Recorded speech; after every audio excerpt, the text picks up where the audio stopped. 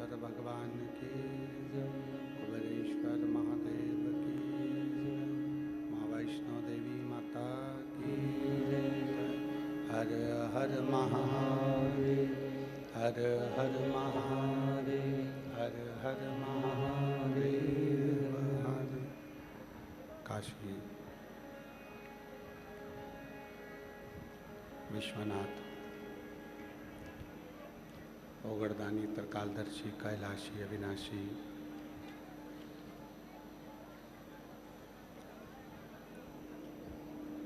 भगवान शिव, जिनकी पुनित पावन पवित्र शिव महापुराण की कथा भगवान शिव की कृपा से, करुणा से, उनकी उदारता से श्रवण करने का सौभाग्य आप और हम सभी को प्राप्त हुआ है। कथा के इस पवित्र पावन प्रांगण में विराजमान भटिंडा नगर के सभी श्रोता भाई बहन जो इस पवित्र पावन कथा का रस तत्व ग्रहण कर रहे हैं। कथा के मुख्य आयोजक श्री अमरजीत सिंह जी मेहता जी, पंजाब क्रिकेट एसोसिएशन के अध्यक्ष, एक बार इनके लिए जोरदार ताली बजाकर साधुवाद, जिन्होंने ये पवित्र कथा का दिव्य आयोजन भटिंडा नगर में तीसरी बार ये दिव्य कथा का आयोजित किया गया। श्री पदमजीत जी मेहता जी, मेयर भटिंडा पंजाब से, जो इस कथा के सूत्रधार हैं, सभी भटिंडा वासियों के कहने पर श्री पदमजीत सिंह मेहता जी द्वारा इस कथा की सूत्रता को निश्चित किया गया और ये दिव्य आयोजित किया गया। एक बार मेयर महोदय भटिंडा पंजाब से श्री पदमजीत सिंह मेहता जी के लिए जोरदार ताली बजाकर उनके लिए साधुता, जो इस पवित्र कथा की दिव्यता प्रदान करे हैं। और तेरी कृपा बिना नहीं एक भी अणु लेते हैं श्वास, तेरी कृपा से तरो तरो। बखान क्या करूं मैं राखों के ढेर का, चपटी भभूत में है खजाना कुबेर का। हे गंगहार मुक्ति द्वार, ओमकार तू भोले, ओमकार तू आयो शरण तिहारी, शंभो तार तार तू। शिव जो सब संपूर्ण ब्रह्मांड के रचयिता है, शिव जो संपूर्ण जगत का कल्याण करने वाले हैं, शिव जो संपूर्ण जगत को ऊर्जा देने वाले हैं, शिव जिनके नाम मात्र का उच्चारण कर लेने पर जीव संपूर्ण दुखों से दूर हो जाता है, ऐसे शिव की मात्र भक्ति मुक्ति दे देती।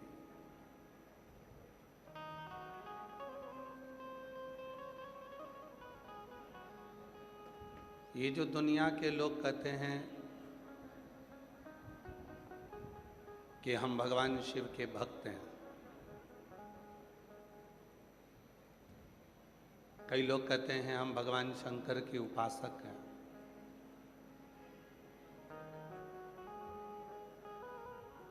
कई लोग कहते हैं कि हम शिव के परम भक्त हैं। नहीं, शिव के परम भक्त होना मतलब मौन होना, चुप होना।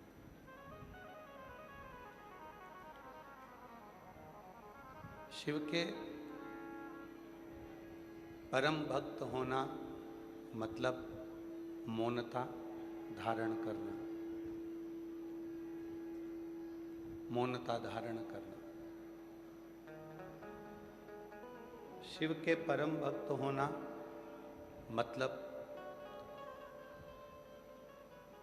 शिव के भीतर की शांति को अपने भीतर उतारना।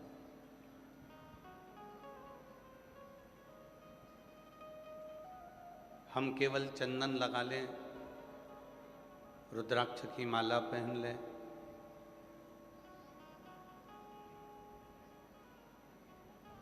बाल बड़े कर लें, भस्म लगा लें, उससे शिव के भक्त नहीं होते। शिव के भक्त बनने के लिए सबसे ज्यादा जरूरी है हमारा मौन होना, हमारा चुप रहना, हमारी शांति। और कर्पूर गौरम करुणावतार संसार सारम भुजगेन्द्रहारं सदा वसन्तं हृदयारविन्दे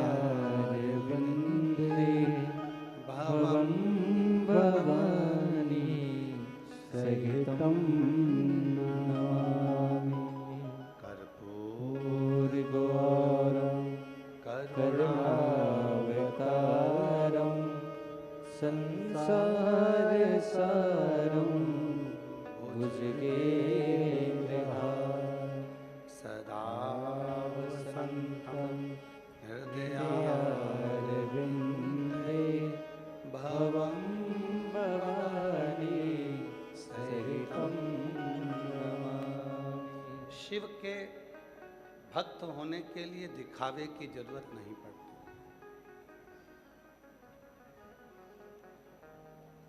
शिव उपासक होने के लिए दिखावे की जरूरत नहीं पड़ती। शिव उपासना के लिए दिखावे की जरूरत नहीं पड़ती। केवल भीतर शांति हो, मुख में शिव का नाम हो, अपने भीतर उस परमात्मा के नाम जाप का स्मरण हो, और कुछ है। आपके गले में रुद्राक्ष पड़ा हुआ है,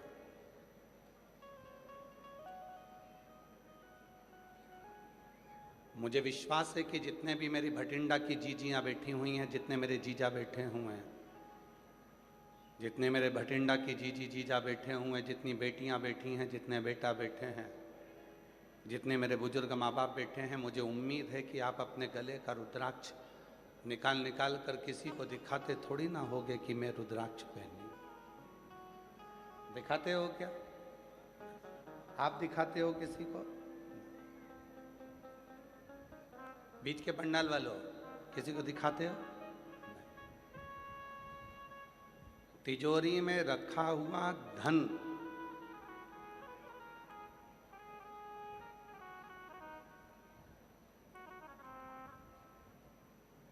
हम किसी को दिखाते नहीं हैं। घर में बना हुआ भोजन हम किसी को दिखाते नहीं हैं।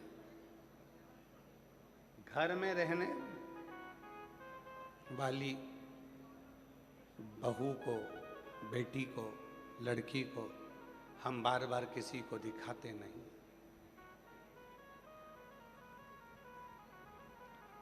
उसी तरह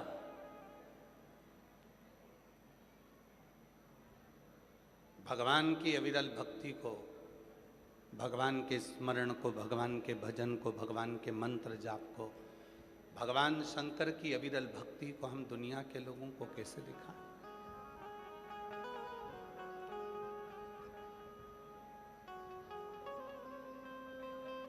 ये दिखाने का विषय नहीं है।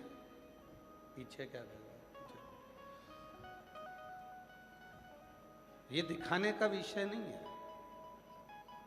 ये भजन का विषय, स्मरण का विषय, मंत्र जाप का विषय है, नाम जाप का विषय।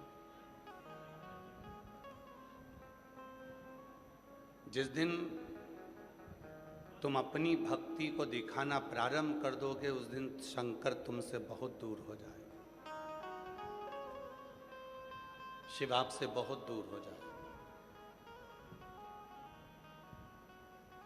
शिव महापुराण की कथा में आप कई सालों से कथा को श्रवण कर रहे हैं।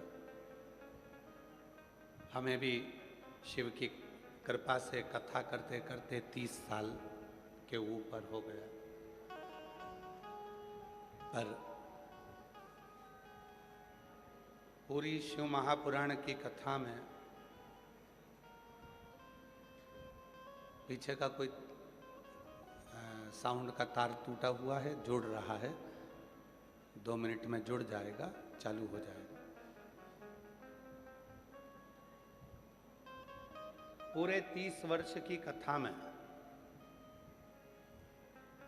कहीं पर भी आपको शिव महापुराण के भीतर कोई भक्ति का दिखावा सामने नहीं आएगा। अगर आएगा तो केवल मेरा भोलेनाथ ही सामने आएगा और उसका भजन ही सामने आएगा।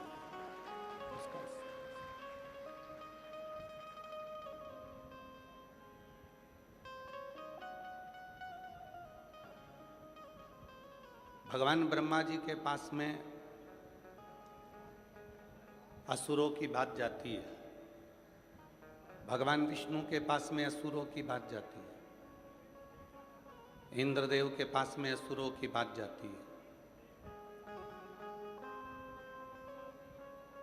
गरुण वरुण के पास में असुरों की बात जाती है। पर केवल एक देव अधिदेव महादेव ऐसे हैं जिनके कैलाश पर असुरों की बात नहीं जाती।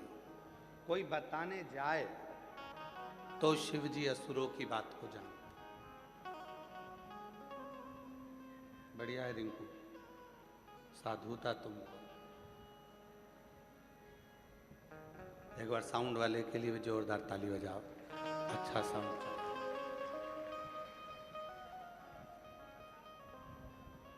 असुरों के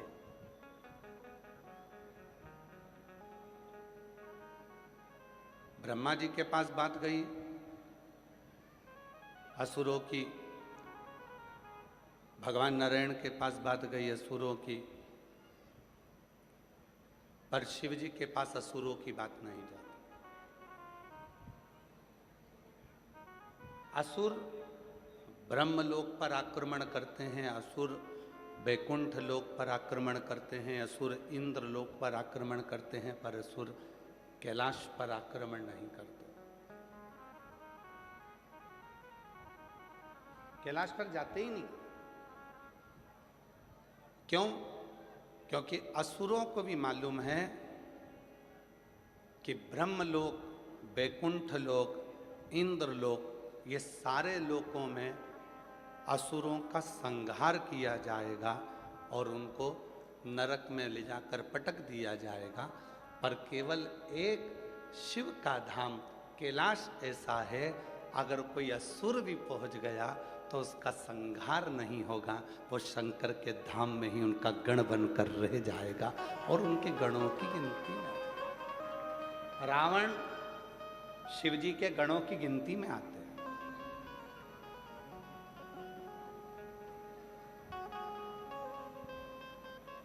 एक एक असुर, गजासुर, वो भी शिव के गणों की गिनती में आ जाता है। भस्मासुर, वो भी शिव जी के गणों की गिनती में आ जाता है। एक एक असुर जितने भी हुए, जितने भी असुर हुए, वो सब भगवान शंकर के गणों की गिनती में आ गए। गणों क्यों? क्योंकि मेरा भोले बाबा एक ऐसा भोलेनाथ, मेरे शिव ऐसे हैं, पापी से पापी जीव को भी वो तार देते हैं और अपना बनाकर अपनी शरणागति में रख लेते हैं। वो शिव है, वो शिव।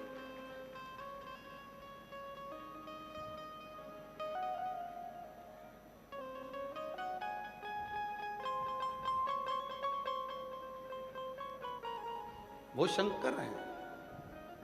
ये इसीलिए कहते हैं किस्मत वालों को मिलता है बोले तेरा दरबार। किस्मत वालों को मिलता है बोले तेरा दरबार। सच्ची सरकार तुम्हारी सच्चा दरबार। किस्मत वालों को मिलता है बोल तेरा दरबार। किस्मत वालों को मिलता है बोल तेरा दरबार। ये आपकी किस्मत है, भाग्यशाली हो।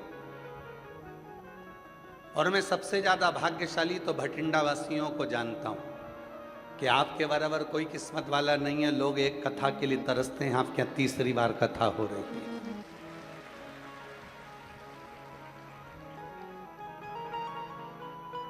और इसमें साधुवाद देना चाहिए आपको अमरजीत सिंह जी को, मेहता जी को। इसमें साधुवाद देना चाहिए आपको पदम सिंह मेहता जी को।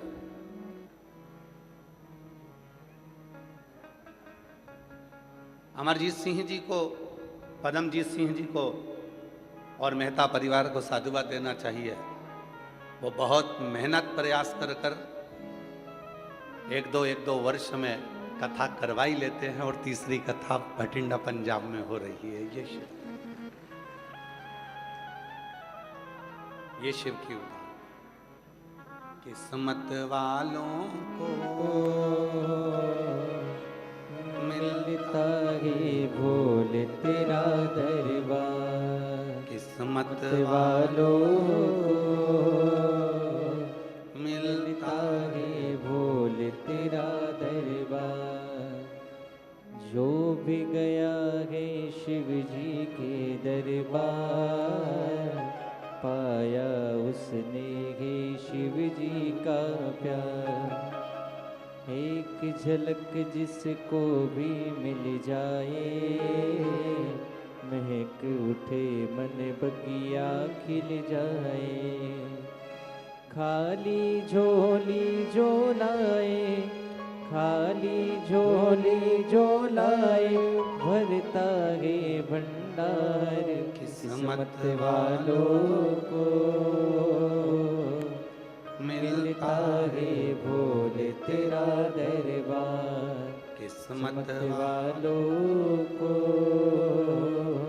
मिलता है भोले तेरा दरबार। ये किस्मत।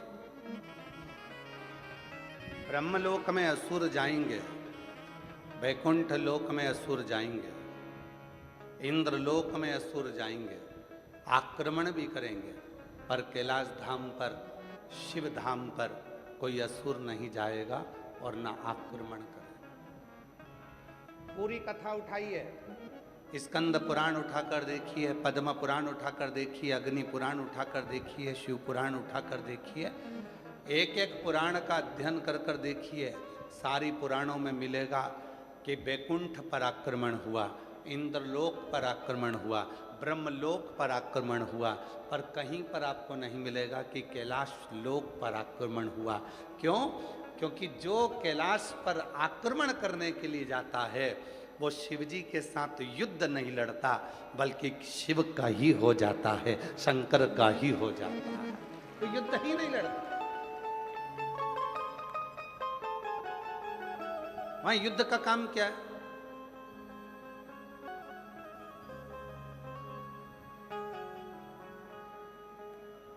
एक बार देवऋषि नारद जी ने तुमरुका जी से जाकर कहा, है तुमरुका, इतने सारे असुर देवलोकों पर आक्रमण करते हैं और शिवजी मौन होकर, चुप होकर, शांति से बैठे रहे। इतने असुर आक्रमण कर रहे हैं और शिवजी मौन होकर बैठे हुए हैं। कारण क्या? तुमरुका जी ने कहा जितने भी असुर आक्रमण करते हैं भगवान शंकर को नहीं मालूम कि वो असुर क्या कर रहे हैं। उनको तो कोई जाकर बताएगा कि असुर आक्रमण करे हैं, तब शिव को मालूम पड़ेगा कि असुरों ने आक्रमण करा। घर में, परिवार में जो घर के अंदर बहुत भोला सा व्यक्ति होता है, बहुत सरल सा व्यक्ति होता है, पूरा शिव की तरह कोई व्यक्ति प्रत्येक घर के अंदर, प्रत्येक घर में शिव जैसा एक ना एक व्यक्ति जरूर होता है जो फालतू के लफड़े में पड़ता ही नहीं है। उसको मालूम ही नहीं है क्या हो रहा है क्या नहीं हो रहा है। उसको तो अपने दुकान जाना है, ऑफिस जाना है, काम करना है, व्यापार करना है, व्यवसाय करना है और अपने कर्म में लगे रहना है। बाकी के उसे कोई मतलब नहीं कि क्या हो रहा है। आग लगे बस्ती में, आवाज तो बोलो, अपन रहो मस्ती, क्या किसको रोइए, चादर तान के, उसे मतलब ही नहीं। और ऐसा नहीं कि केवल कैलाश पर शिव है। आप अपने घर में भी देखो, अपने घर में अगर 10 सदस्य हैं, 5 सदस्य हैं, 8 सदस्य हैं, 4 सदस्य हैं, 6 सदस्य हैं, उन 6 सदस्य में, उन 4 सदस्य में, उन 8 सदस्य में एक ना एक शंकर जरूर होगा। एकदम भोला, कोई मतलब नहीं, आएगा, खाएगा, जाएगा, सोएगा, अपना काम करेगा और अपनी मस्ती में रहेगा। और दिन भर मम्मी कहती रहेगी अरे ऐसा हो गया, पापा कहेंगे वैसा हो गया, बहन ने कहा ऐसा हो गया। वो कहे क्या टेंशन लेती ना तू, क्या चिंता। बोला, उसे मालूम है मैं बोल भी दूंगा तो कोई फर्क नहीं पड़ना, अगर मैं कुछ कह भी दूंगा तो कोई फर्क नहीं पड़ना है, अगर मैं गुस्सा कर भी लूंगा तो कोई फर्क नहीं पड़ना है। तो उसको मालूम है मम्मी ने तो पहले से बोल के रखा होगा कुछ ना कुछ, पापा जी ने भी कुछ ना कुछ बोला होगा, बहन ने भी कुछ ना कुछ बोला होगा, भाई ने भी कुछ ना कुछ बोला होगा। तो जो घर का शंकर होता है, घर का जो शिव होता है, वो बोलता ही नहीं है। उसको तो एक ही मतलब है, ला रोटी ला, क्या बनाया, लाओ जल्दी से, भोजन करा, चाय बना ला, जा चाय बनाई, भोजन करा। और पत्नी बोल भी रही है तुम कुछ जवाब दोगे, पति कहता रोटी अच्छी बनी है, तुम कुछ बोलोगे बहुत बढ़िया, जोरदार। वो कुछ नहीं, शिव है, शंकर, उसे कोई मतलब, वो तो अपनी भक्ति में, अपने भजन में, अपने स्मरण में डूबा हुआ। देव ऋषि नारद ने कहा क्या शिवजी को असुरों के बारे में मालूम नहीं? भगवान तुमरुका जी ने कहा। तुमरुका जी कहते हैं नारद, शिव जी इन सब असुरों को कभी भी स्मरण नहीं करते। शिवजी मौन रहकर, शांति पूर्वक बैठकर अपने तप साधना में लगे रहते हैं। अगर कोई जाकर बताए कि असुर ऐसे हैं तो शिव स्वीकार करते हैं कि ये असुर ऐसा।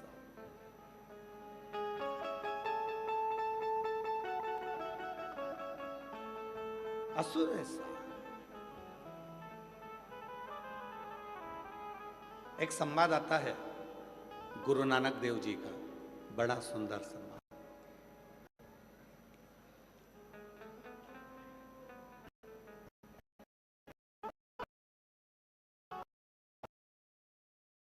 चौदह है गुरु नानक देव जी की।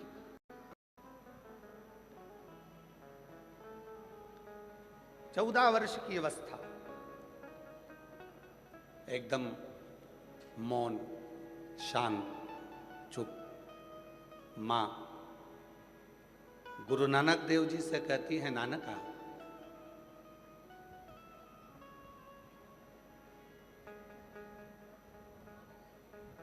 मैंने तुझको 13 किलो अनाज लाने के लिए भेजा था, चावल लाने के लिए भेजा था, तू लेकर आया क्या?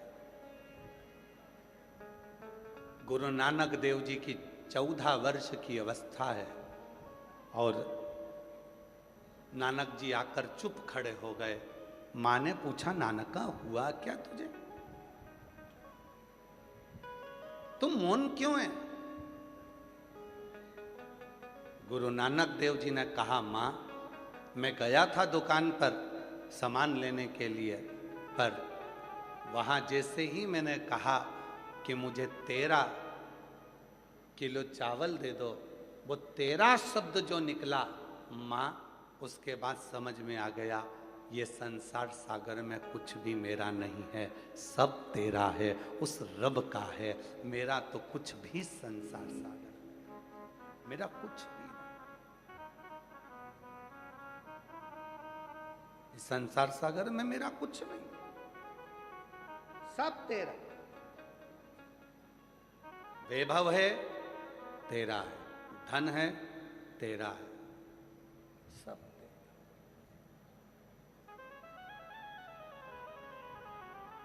बस 14 वर्ष की अवस्था में गुरु नानक देव जी ने वो 13 के आंकड़े को ऐसा पकड़ा कि गुरु नानक देव जी महाराज के मन में ये बैठ गया कि ये संसार सागर को ये बता देना है कि ये संसार कुछ भी मेरा नहीं, सब उस रब का है, उस परमात्मा का है, मेरा कुछ नहीं। प्रभु आपकी कृपा से सब काम हो रहा है, भोले आपकी कृपा से सब काम हो रहा है। करते हो भोले बाबा, मेरा नाम हो रहा है। करते हो भोले बाबा, मेरा नाम हो रहा है। भोले आपकी कृपा से सब सब काम हो रहा है। शिव आपकी कृपा से सब सब काम हो रहा है। गुरु नानक देव जी ने वो 13 के आंकड़े को जो पकड़ा, उस दिन से आज तक केवल नानक का नहीं, गुरु नानक हो गए। समझ गए।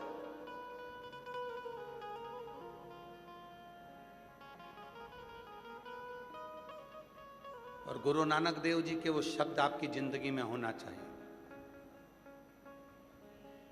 गुरु नानक देव जी की वो वाणी आपके हृदय में होना चाहिए।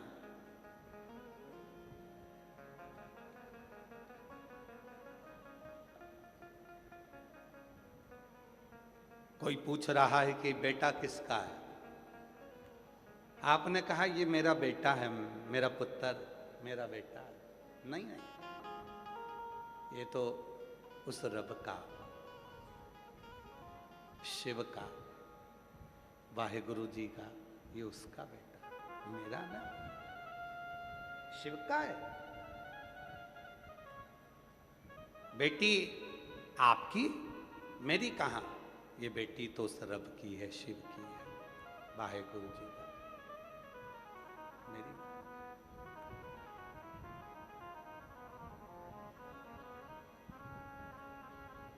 ये धन, ये दौलत, ये संपदा, ये वैभव, ये कुर्सी, ये पद, ये प्रतिष्ठा, सब मेरा कुछ भी नहीं है, सब उसी का है।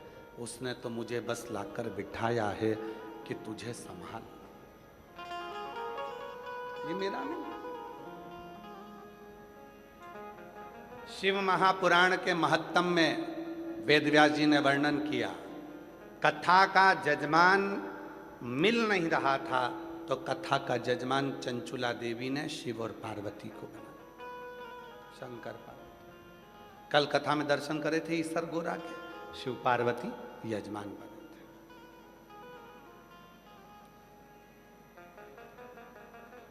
कथा बांचने वाला कोई नहीं मिल रहा था। चंचुला देवी देवऋषि नारद जी के पास जाकर बोलती हैं कि आप कथा कर दो। देवऋषि नारद जी ने कहा मैं कथा नहीं कर सकता क्योंकि मुझे श्राप लगा है, मैं एक जगह पर बैठ नहीं सकता, इसलिए मैं कथा नहीं बांच सकता। हाँ, कथा सुनने के लिए आऊँगा,